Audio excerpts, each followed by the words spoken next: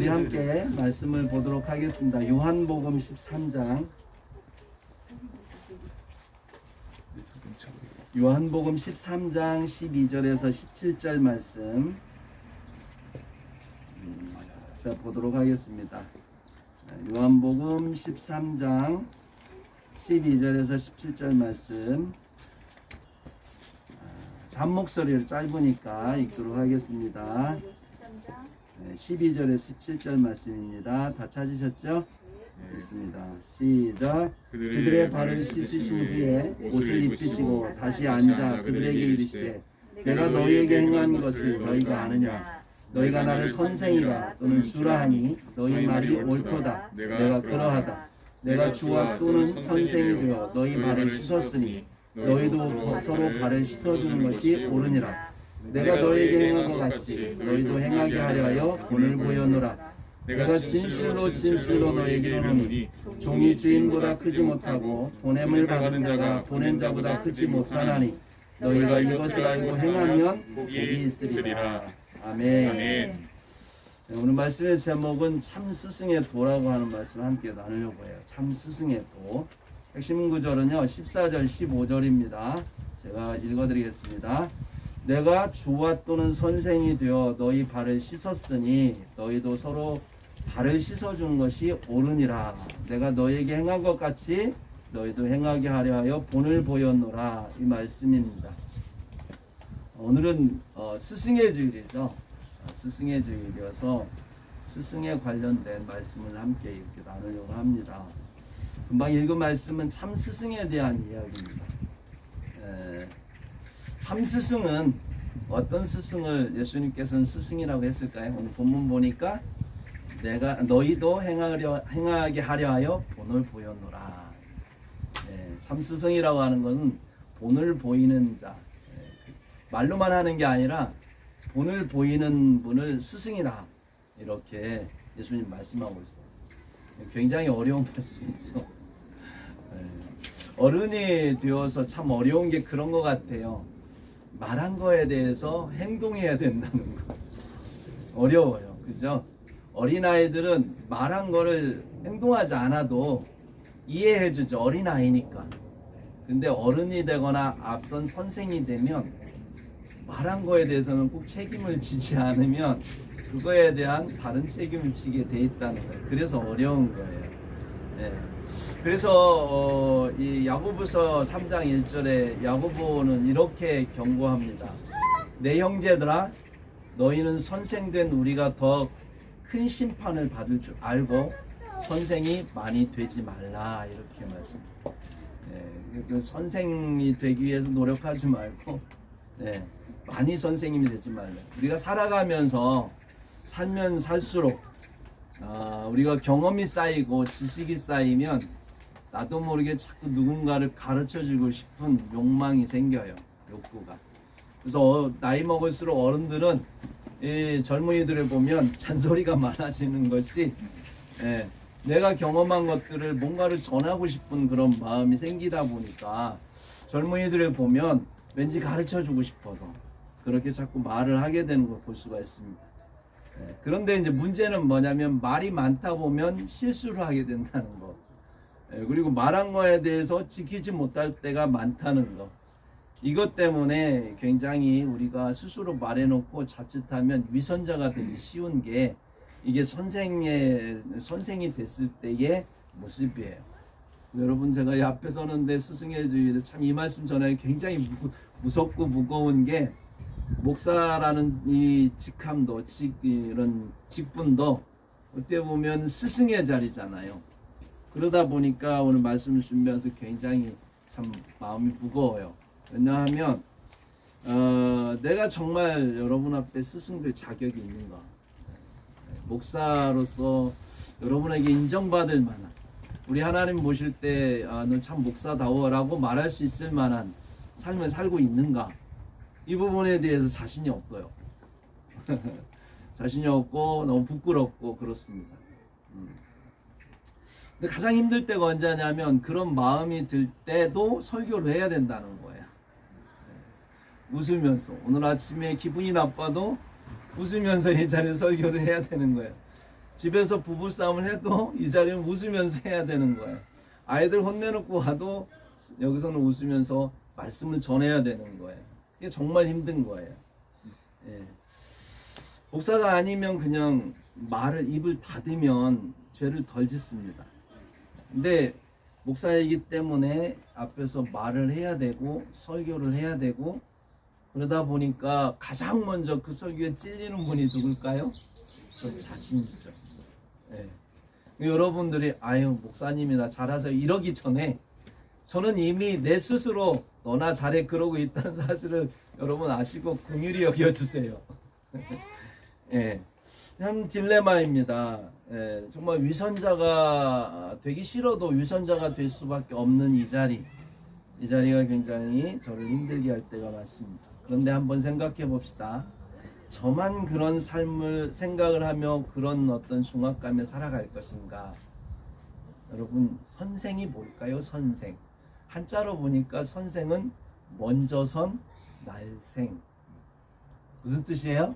먼저 난 사람이 선생이래요. 먼저 난 사람이 선생이라는 거예요. 그러니까 그 먼저 난 사람은 거기에 부모도 해당이 됩니다. 예. 거기에 선배도 해당이 돼요. 어른도 해당이 되고 윗사람도 해당이 되고 뭐 상사, 형도 해당이 돼요. 예. 그 다음에 장로, 장자 모든 게 먼저 낳은 사람은 선생이다라고 하는 그 범위에 들어가는 거예요. 선생의 다른 이름들이죠.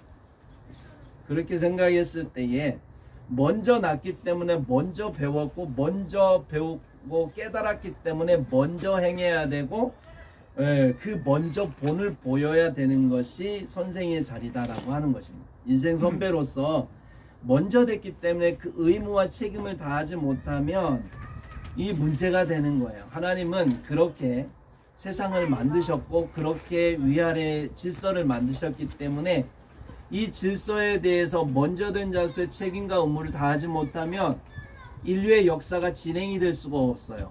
멸망할 수밖에 없는 거예요. 그래서 먼저 된 자는 그에 대해서 반드시 책임과 의무를 다해야만 되는데 그러지 않을 때에 권한만 주장하고 내가 너보다 형이니까 내가 너보다 먼저 났으니까 권한만 주장하고 그거에 대해서 책임을 지려 하지 않으면 문제가 생기는 거죠.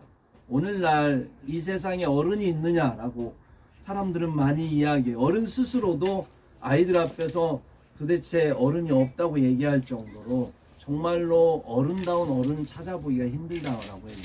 거기서 말하는 어른다운 어른이 뭐예요? 어른이 되면 거짓말하지 말고 한 말에 대해서 적어도 책임지려는 자세. 잘못했으면 잘못한 것에 대해 인정하고 그 자리에서 잘못을 빌 수 있는 그런 용기와 어떤 그런 책임을 갖는 자세를 가진 사람이 있어야 되는 거예요. 그런 사람이 많을수록 사회는 건강해지거든요. 그러지 못하니까 본받고 인생의 후배들이 본받고 뭔가를 정말 살아가는 데서 희망을 가질 수가 없는 것이죠. 하나님은요 이 땅 가운데 질서라는 걸 만드셨어요. 하나님 질서의 하나님이십니다. 우주를 한번 보세요. 오늘도 봤지만 이 모든 것이 정말로 한치의 오차 없이 돌아가고 있기 때문에 질서대로 돌아가고 있기 때문에 지금 우리는 이 자리에 공존하고 있는 거예요. 네. 조금만 생각해 보세요. 태양이 조금만 질서를 어겨가지고 이 지구에 조금만 더 뜨겁게 하면 여기는 모든 질서가 다 흐트러질 거예요.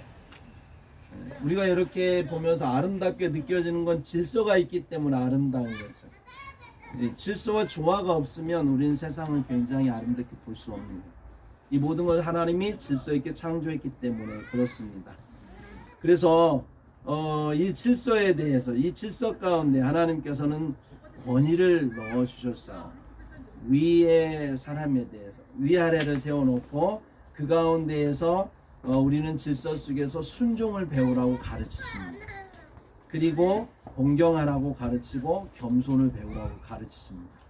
베드로전서 5장 5절에 보니까 젊은 자들에게 이렇게 말씀해요. 젊은 자들아 이와 같이 장로들에게 순종하고 윗분들에게 순종하라는 거예요. 먼저 된 선생들에게 순종하라는 거예요. 그 순종을 가르치기 위해서 하나님은 그렇게 위아래 질서를 만들어 놓으셨다는 거예요. 그리고 서로 순종하기 위해서는 겸손이 필요하고 그 겸손을 배우기 위해서 그런 거예요. 네. 여러분 모든 것을 품위 있게 하고 질서 있게 하라고 하나님은 말씀하십니다. 네. 그래서 이 질서의 끝에는 누가 있을까요? 위로 올라가면 누가 있을까요? 하나님이 계시는 거예요. 그러니까 그 하나님을 온전히 섬기고 높여드릴 수 있는 걸 배우는 방법은 내가 지금 살아가는 이 세상에서 나보다 먼저 된 나의 하나님이 세우신 그 질서 안에 내가 순종하는 걸 배울 때, 그리고 그 높여드리는 걸 배울 때, 그럴 때 하나님을 진짜 높일 수 있는 것을 경험하고 깨닫고 배우는 거죠. 그래서 하나님은 세워놓은 거예요. 저는 성경을 보면서 하나님이 창조한 세상을 보면 너무 하나님께서 참 세상을 너무나 정교하게 아주 의미 있게 창조하셨다는 걸 볼 수 있습니다. 하나님의 그 창조의 목적을 우리가 잃어버리면 이 세상의 의미와 가치가 사라져요. 모든 게. 네. 그러니까 특히 젊은이들이 어른들 바라보면서 내가 왜 저런 어른 같지 않은 저 어른한테 내가 순종해야 돼? 난 그런 어른을 어른으로 인정할 수 없어. 그렇게 얘기해도 어른들은 이러한 하나님의 말씀에 근거하지 않으면 그들의 말에 대해서 우리가 대항할 수 없어요. 대답해 줄 말이 없어요. 그 말이 옳으니까요. 그러나 말씀에 의거해서 하나님이 세운 질서 아래에서 그런 말을 한다면 그거는 틀린 거잖아요. 왜요? 어른으로서의 모습이든 아니든 그 판단은 하나님이 하시는 거지 아랫사람이 판단할 문제는 아니라는 거예요. 아무리 부모님이 내 마음에 안 들고 부모님의 모습이 존경스럽지 않아도 밑에 사람은, 자녀들은 부모를 공경해야 되는 게 하나님의 뜻이라는 거예요. 네, 그것이 바로 하나님을 향한 공경을 배우는 거기 때문에 그렇다라고 하는 것입니다. 주님은 이 땅에 오셨습니다. 말로만 하지 않고 그 질서를 가르치기 위해서 오셨어요. 가장 높으신 분이 가장 낮은 곳에 오셔서 우리에게 본을 보여주세요. 그리고 참 선생이 무엇인지 우리에게 알려주세요. 먼저 던 자들아, 먼저 난 자들아, 선생이 무엇인지를 보라 하시면서 하신 말씀이 뭐냐면 너희도 행하게 하려 하여 내가 본을 보였노라. 선생이라는 것은 본을 보이는 자다. 먼저 났기 때문에, 먼저 배웠기 때문에 본을 보이는 자다라고 하는 것을 주님은 우리에게 보여주시는 거예요. 거기에서 권위가 나온다는 거예요. 권위주의와 권위와의 차이는 뭐냐면, 권위주의는 말하고 행동하지 않는 거예요. 본을 보이지 않는 건 권위주의. 그러면서 내 어떤 위치를 존중받고 하는 건 권위주의라고 말하는 거예요. 권위는 그 사람의 위치에서 하나님이 부여해 주신 그 지위에서 그 역할을 감당할 때 하나님께서 부여해 준 그 지위에서 나오는 힘이 권위예요. 권위. 그래서 이 질서의 위아래는 권위가 반드시 있는 거고, 그 권위에 순종할 때 우리는 참된 권위가 무엇인지를 알게 되는 거예요. 우리가 세상을 살아가면 자식을 낳아요. 제가 자식을 낳아보니까 하나를 낳았을 땐 잘 몰랐는데 둘을 낳아보니까 알겠어요. 셋 낳으면 또 뭔가 다르겠지만 둘 낳아보니까 어떤 그 가족이든지 간에 이제 한번 둘 낳아보세요. 어떤 현상이 벌어지냐면 아버지는 첫째한테 집중할 수밖에 없어요. 왜 그러냐면 둘째하고 첫째를 똑같이 대해줄 수가 없어요. 왜냐하면 첫째는 먼저 낳았으니까요. 먼저 배웠으니까. 아버지는 그렇게 생각하고 첫째에게 그 권위를 부여해주면서 첫째에게 그 본을 보일 것을 요구하게 돼요. 그래야 둘째가 첫째를 따라가거든요. 배우거든요. 아버지와 둘째 사이는 굉장히 멀기 때문에 그 둘째가 아버지를 따라오기에는 너무 갭이 커요. 그러면 그 둘째는 항상 보면 내 바로 앞선 첫째를 보게 돼 있거든. 그러니까 아버지는 그 첫째를 가르치는 거예요. 그래서 첫째를 가르쳐서 이렇게 앞서 세워가는데, 근데 꼭 이 첫째들은 어릴 때 어떻게 행동해요? 한근타님? 둘째를 보고 행동해요. 아빠를 보고 행동해야 되는데 둘째를 보고 행동한다는 거예요. 근데 왜 그럴까 했더니 첫째의 마음은 그런 거예요. 가만히 이렇게 보니까 둘째가 태어나니까 내 사랑을 둘째가 독차지하는 거네. 근데 가만히 왜 둘째를 사랑하나 봤더니 이쁜 짓을 하잖아. 귀여운 짓을. 아 나도 귀여운 짓 하면 사랑받겠거니 하고 동생처럼 귀여운 짓 했더니 아빠는 뭐라 그래요? 혼내는 거예요. 오히려 형이 돼갖고 그런다고. 이해가 안 가는 거예요. 도대체 왜 나는 혼나는 거야? 똑같이 했는데. 아빠 생각은 뭐예요? 네가 먼저 선생이니까, 먼저 났으니까 네가 본을 보여야 된다고.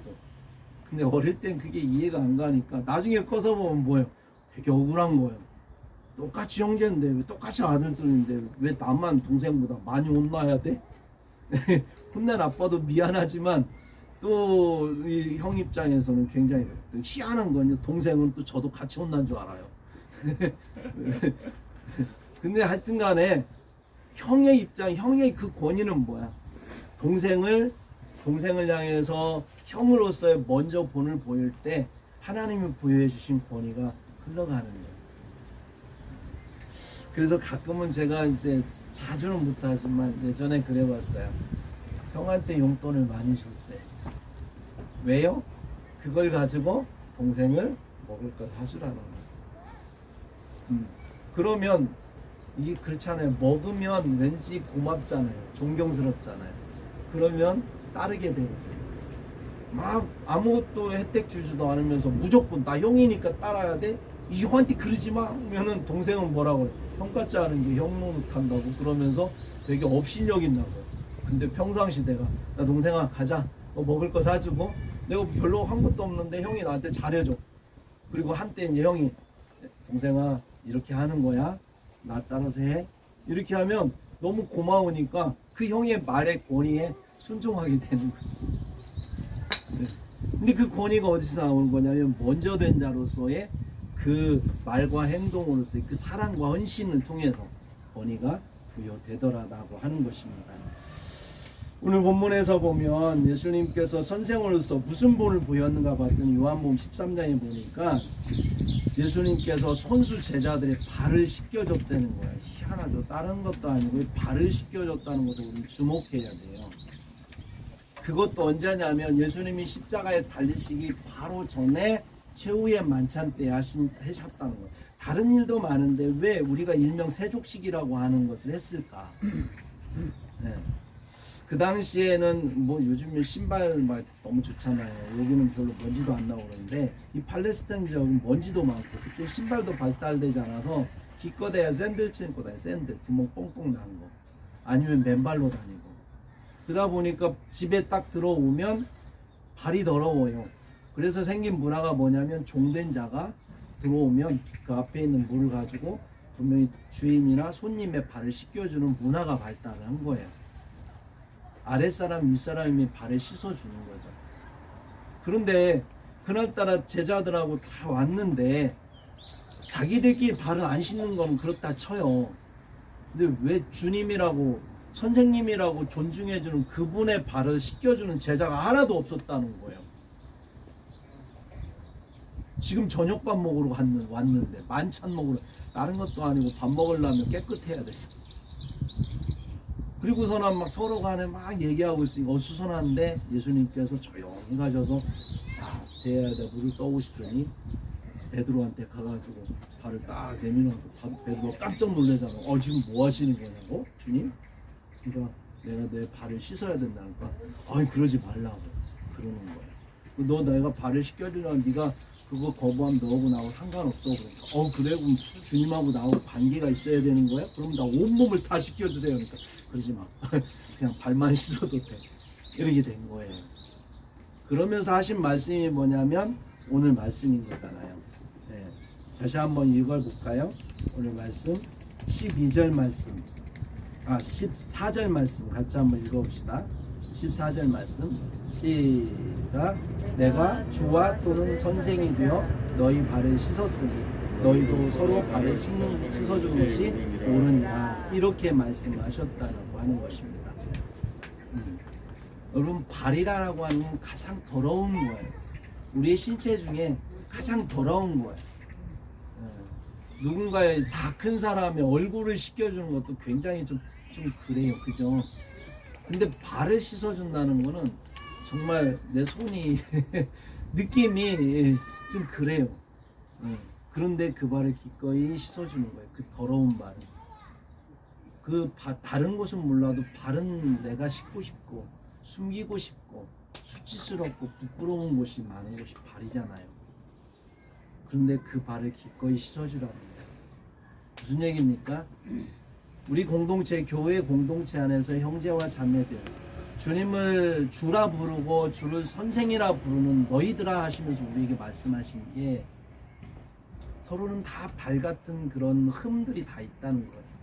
앞에 서 있는 저도 우리 신목사님도 누구도 다 약한 부분이 있고 불결한 부분이 있고 부족한 부분이 있고 서로가 볼 때에 저래 갖고 저분이 무슨 어른이야, 저래 갖고 무슨 형이야, 저래 갖고 무슨 선생이야, 저래 갖고 무슨 목사야 라고 말할 수 있는 부분이 있다고 하는 거예요. 그게 발이라고 하는 거예요. 그걸 자꾸 헐뜯으면서 왜 이렇게 발 더러워요? 왜 그 발도 안 씻고 왔어요? 이러지 말라는 거예요. 조용히 가서 더러우면 씻어주라는 거예요. 깨끗이 씻어주라는 거예요. 그래야 물 좀 주세요. 세상에는 서로가 이렇게 모이면 그런 단체에선 그러잖아요. 단체장이 만약에 흠이 있다 그러면 어떻게 해요? 욕하잖아요. 이게 단체장이 내가 그런다고. 그래서 뭔가 막 끌어내리고 자기 편 또 딱 세우려고 하고, 그래서 막 그 사람이 서 있으면 또 그 상대편은 또 어떻게 해요? 흠을 막 찾아가고 또 무너뜨려야죠. 그래야 내 편에 있는 사람 또 세워야 내가 힘이 생기니까. 이게 세상이 말하는 단체의 모습이라면, 주님이 그리고자 하는 교회의 모습은 뭐냐면, 비록 그렇게 흠이 있을지라도 내 마음에 안 드는 그 약한 부분과 부족한 부분과 더럽고 수치스러운 부분이 있다 할지라도 그것을 덮어주고 그것을 씻어주고, 그것을 씻어주기 위해서 내가 희생해야 되잖아요. 그래서 내가 물을 떠와서 희생해야 돼요. 내 손에 더러움이 묻어야만 되는 거예요. 그걸 감당해내야 돼. 그 부담과 그 모든 것들을 해야 상대방을 품어낼 수 있는 거예요. 지금 예수님께서 십자가에 달리실 지금 그 상황에 왔어요. 이런 그냥 서로가 서로를 사랑할 줄 모르는 제자들 놔두고 예수님 십자가에 달리시면 무슨 일이 벌어지겠어요? 베드로, 너 가가지고 예수님 그렇게 부인해도 돼? 너 그래갖고 네가 무슨 수제자야? 막 그랬겠죠. 응? 너 요한 너 가가지고 말이야, 거기 가가지고 뭐 했어? 너 예수님 밑에서 뭐 했냐고 막 서로 막 그러겠죠. 아니 예수님 잡혀갈 때 넌 뭐 했어? 막 서로 싸우겠죠. 그러면 교회는 안 되는 거예요. 예수님 십자가 달리면 끝난 거예요.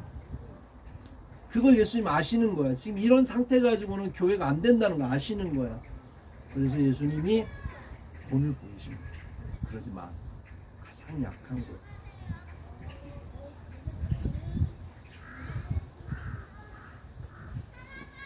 가장 연약한 곳, 그곳을 서로 감당하라는 거. 그래야 교회가 된다. 베드로전서 2장 21절에 보니까 이를 위하여 부르심을 입었으니 그리스도도 너희를 위하여 고난을 받으사 너에게 본을 끼쳐 그 자취를 따라오게 하려 하셨느냐. 고난을 받으신 것은 우리에게 본을 보이셨대요. 우리를 위하여 고난을 받으신 본을 보이시고 우리한테 뭐라면 그 자취를, 다른 사람을 위해서 고난받는 그 자취, 그 모습을 너희도 똑같이 따라오라고 주님께서 본을 끼쳤다. 이게 선생이다라고 하는 것을 주님께서 우리에게 보여주셨다라고 하는 거예요. 앞에 있는 저만 선생이 아니라 여기에 있는 우리 교회에서 누구만 빼고 선생이냐면 누구만, 하은이도 아니죠. 누구야 오늘 안 왔지만 은우 빼곤 다 선생이에요. 네. 이 은우만 막 남 헐뜯고 막 뭐라 하면 그건 용서해야 돼. 걔는 그런 권리가 있어. 그러나 하원이도 그런 권리가 없어요. 무슨 얘기인지 아시겠죠? 우리는 하나님 앞에서 선 먼저 된 자로서 섬겨야 돼. 정말 이런 얘기 하고 나서 제가 어떻게 살지 감당이 안 된다니까요. 제가 많이 가장 죽어야 되고 가장 많이 섬겨야 될 위치에서 이런 얘기를 하고 있으니 참 답답한 건데 어떻게 했어요? 해야죠. 위치가 그런 거예요. 제가 죽어줘야 여러분이 합니다.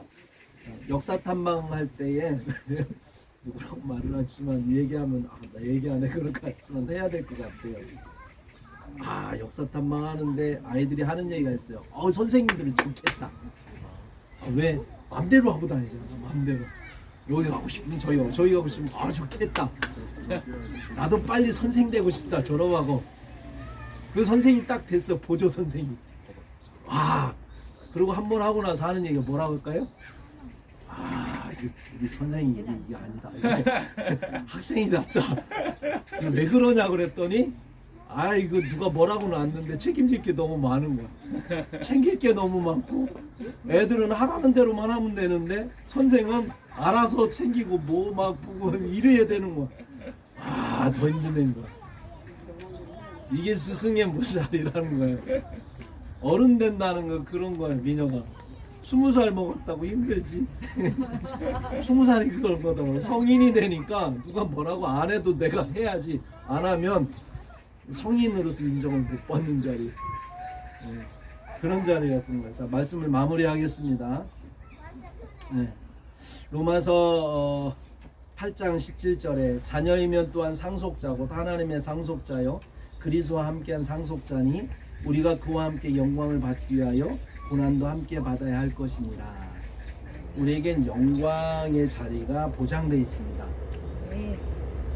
여러분이 이 땅을 살아가며 선생으로서의 본을 보이고 배우며 살아가는 그 모든 것은 그 나라에 가서 살아야 될 것들이 이 땅에서 인생을 통해 배우는 거예요. 아무 의미 없지 않아요. 여러분이 숨을 들이쉬고 내쉬는 모든 것도 그 나라에서 살아갈 것들을 배우기 위해서 우리는 이 땅에 지금 존재하고 살아가는 거예요. 그러므로 오늘 우리가 주님께서 이 땅을 살아가면 어떻게 살아가는가 본을 보이며 살아가라. 그렇게 말씀하시는 겁니다. 누구나. 그래서 그 영광의 자리에 하나님께서 우리를 앉게 하시고 우리를 주님께서 받으실 만한 그러한 그릇으로 열매로 여기시기까지 우리는 참 스승의 도를 깨닫고 인생의 참 스승이신 예수 그리스도를 따라서 우리가 행함으로 오늘 보이는 자의 삶을 살자는 거예요. 오늘 이렇게 제가 빨간 옷을 입었잖아요. 여러분 빨간 옷을 입고 이제 점심 후에 뭐를 할까요? 여기를 돌아다니면서 이렇게 쓰레기를 주울 거예요. 오늘 아침에 주운 양입니다. 저는 이걸 주우면 무슨 생각하냐면 우리는 하나님이 창조하신 선한 마음을 줍고 있다. 쓰레기를 줍고 있는 사람이 아니고 이웃들의 선한 마음을 줍고 있다 생각하며 주어요. 여러분들은 무슨 의미를 부여하면서 줍고 있나요? 우리의 이런 행위들이 다른 사람들이 볼 때에 그분들이 우리를 따라서 선한 마음을 담아서 그들과 함께 할 수 있다면 어쩌면 그리스도인은 믿지 않는 이들의 본을 보여야 할 먼저 줄을 안 선생이라는 거예요. 그래서 이 일을 하는 거예요. 먼저 된 자 본을 보이기 위해서. 그러니까 물론 그렇다면 뭐 주장하는 자세로 할 필요 없어요. 그냥 살아내면 되는 거예요. 그러면 사람들은 우리의 모습을 보면서 인생이라고 하는 건 나 중심으로 살면 하는 게 아니라 누군가를 위해서 사는 것도 참 의미가 있구나라고 하는 마음에 울림만 있다면 오늘 여러분들이 쓰레기를 주운 이 모든 것이 하나님의 창조하신 참 마음, 아름다운 마음을 주는 그런 시간이 될 줄 믿습니다. 기도하겠습니다.